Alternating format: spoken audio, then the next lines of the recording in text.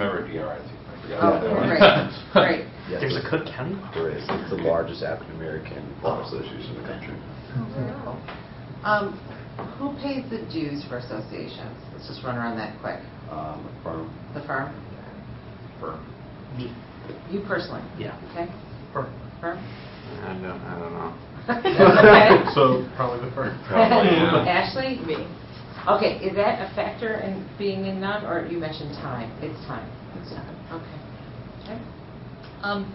I'm really curious about, in your experience, what makes an industry association or organization or networking group, whatever it is, a helpful resource. Why or why not? So I'm curious, what makes it? What have they done through some of these things that you've mentioned? What stands out? I got my job. What?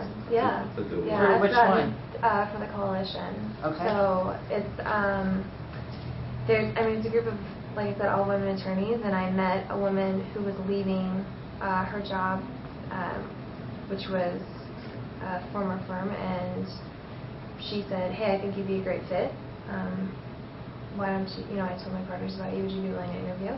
And that firm, at the time I interviewed, they were actually in the process of merging with my new firm. And so I went through the interview process, and they said, "Great, we'll be in touch." And probably like 3 months later, after they merged with my new firm, or right before rather, when they were announcing that they were splitting off and becoming this new firm, they called me up and said, "Come on over, we'd love to have you." Great.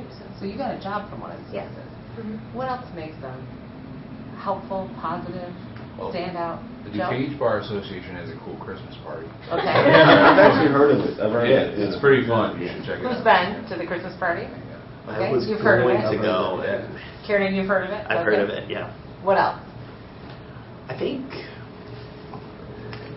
this isn't as much with an industry association, but I was president of my college's Chicago alumni chapter. I went to a college, Mobile, Alabama, so and it's a small college, so we had a small group. And people said, "Well, what's the point?" I said, "What really works because I have 100 people here that I know, if there's an opportunity for them to help me, they will help me because they went to Spring Hill and it's a smaller group." Now, I'm feeling if that was U of I alumni, it would be, "Oh, U of I, great. There's 150,000 people in the city. Well, probably way, way more than that. But who are went we to- talking law school?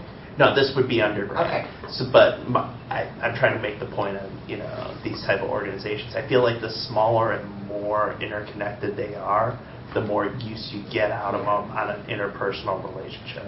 Do you all agree with that statement or disagree? I agree. I mean, DRI is just so huge and big. You join that if you want to go to the conferences and have fun, or just if someone pressures you to pay a fee so they can get their number up. But the smaller ones, you actually get to talk to people and meet them. What other things stand out about these associations that you've mentioned, or any association in terms of value, bringing you value? How do they do it? I think it's like meeting people.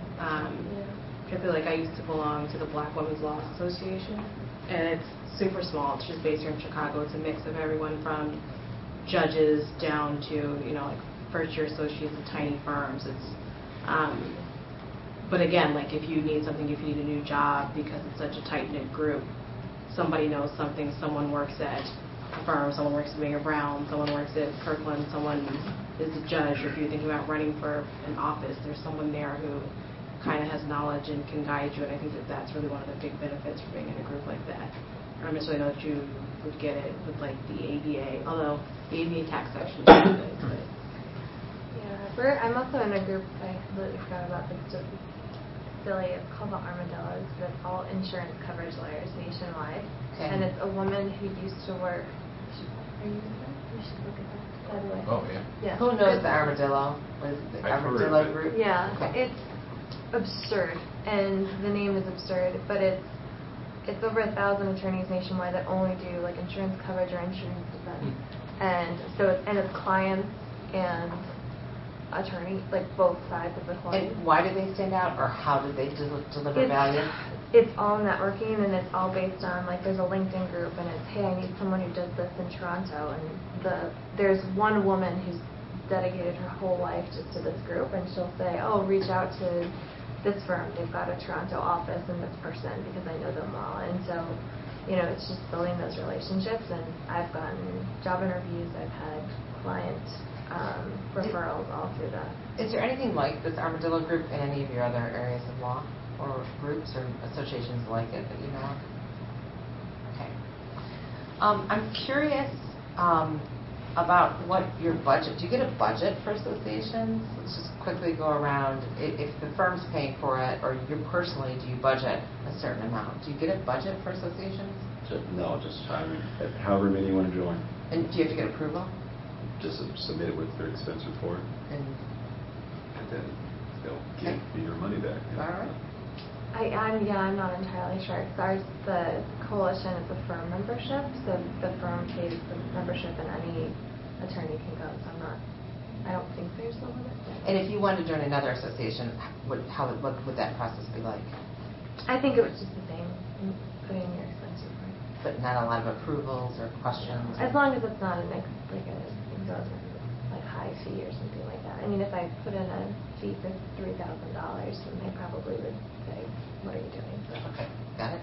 Joe? We submit a marketing budget that incorporates every single thing we want for the whole year. That's like our CLEs, our bar association dues, anything else, any conferences we want to go to, or any other marketing trips, dinners out with clients, that sort of thing. Within your practice? Yeah, we put it all together in a budget every year. We just did ours last month, and then they approve the whole budget, or they reduce portions of it, whatever, and you get it back and say, okay, we've got $1,000 for bar associations, or $500 for meetings with clients out, for dinner. Is that per lawyer or for the Per lawyer. Per lawyer? Yeah. Okay, I just want to get the sense of it. Mhm. Great. Kieran? Obviously, I'm paying on my own. I guess internally in my mind, I go, I don't want to spend that much on it. But What's that much? I guess it depends. Like per year, what would you budget in your... I would say I've never really thought of it. I've just, I just pay the CBA when it comes up. How much is the CBA? Anyone? I don't know. I think it's due at the end of the year, so I should find out. I think it's like at least tiered. a couple hundred. I think it's tiered based on how long you've been Based on practicing. your experience. Yeah. Okay. Yeah, I think it's the next tier this year. Brian? I don't know how much the CBA costs because I have I think I just re-registered for the CBA because a partner told me you need to go to the CLE and report back to me. And so I went to my assistant and I said, I want to go to this CLE. I should probably re-up with the CBA because I think my membership lapsed. Can you take care of that? And she did, and I went, and that was that. Okay. Great. Benjamin? I'm trying to think for like a membership dues. I don't know if I did it in the past where I just submitted something and it was submitted and approved, but I don't think I would know how much dues generally cost and You don't get a budget or have to work with them? No, I think it would be on a per association thing. And my guess is it would be approved if you submitted it, unless it was over $300 or $500. It might seem weird. I don't know. Okay. I don't know. I think I would take it based on what the organization is and how much I really cared about it. I have a couple of bar memberships, so paying those first and then whatever comes after that. And what's a bar membership? So I'm barred in multiple states, so I pay dues yearly or biannually, depending on what the state is, and so That's kind of Illinois Bar Association. Illinois, It's expensive. Yeah. New York. So I have a couple of them, so I do those first, and then I would. And you work have to do those? You Yeah. have If you're Oh, yeah. maintaining your license. Keep your you have license. I'm to. licensed in 3 states. and Yeah, it So you have to adds do a up. state It's- level. three I'm as learning. well. So be Yeah. patient with me. Okay. And how much do those cost? Depends. I think New York might be $6 for 2 years, and I forget what Illinois is. Texas is $250. I just paid it. Yeah. Texas, $250. I think Illinois is $385. I think I just Massachusetts is $4. So what do you get for that? The ability to practice Yeah. law in the state Yeah. of Illinois. That's your license. Got it? That's just your license. So there's no courses? No. I get to keep my okay. job. Okay. You have to take courses to keep up your registration. Do they offer those, or they offer Nope. resources or networking? No, that's No. a separate charge. Yeah. Oh, okay. No. There's so much. This is the Last quick question, then we're going to switch gears again. At this stage of your career, what role does an association play in your practice, in your work? I mean, mine's obviously good. Sorry. I've utilized it for networking, so it's a role that I use in terms of trying to get clients and trying to meet people in the industry, both for attracting new lawyers as well as just helping. So it's a networking partnership. Okay. Other quick thoughts? What role does it play at this point in your career? Kieran, Not no much. role? Okay. Not a lot. I primarily say networking. Networking? I go to CLEs when the partner tells me to. Oh, it's for the courses? Well, it's because the partner tells me to go take a course and report back on whether there was anything interesting said. Oh, I see. Like, it's not. He or she sounds awesome. Yeah. So like, You don't pick your CLEs, they send you. Well, no, I go to plenty of other CLEs, mostly internally within my firm, because I can fulfill all my CLE requirements internally at my large law firm. So I don't need CLEs From any a association. CBA or any associations. However, if there's a CLE on a topic of interest to someone, they may not want to spend the 2 hours at the CLE themselves. They might want the Cliff Notes version, and so my 2 hours are less valuable to them than their 2 hours. Got it. And they didn't tell you to sign them in? Okay, I want to ask a probe on that. How many of you internally can fulfill all your CLE hours within your larger firm? So show of hands. So you don't have to go outside for CLE. And 2 of you? I can get some CLE requirements, but not the full. Not a full amount? I mostly have to do it because I can get all of Illinois through my firm, but then for Indiana and Texas, I have to either find some other resource or go to, because they're all, you can't swap them all, they're not transferable. It was an infirm. You can do it all in firm. Okay, great. Okay, so here we go. So no one really mentioned American Bar Association. So I just would love for you to describe to me, what is it, what do they do?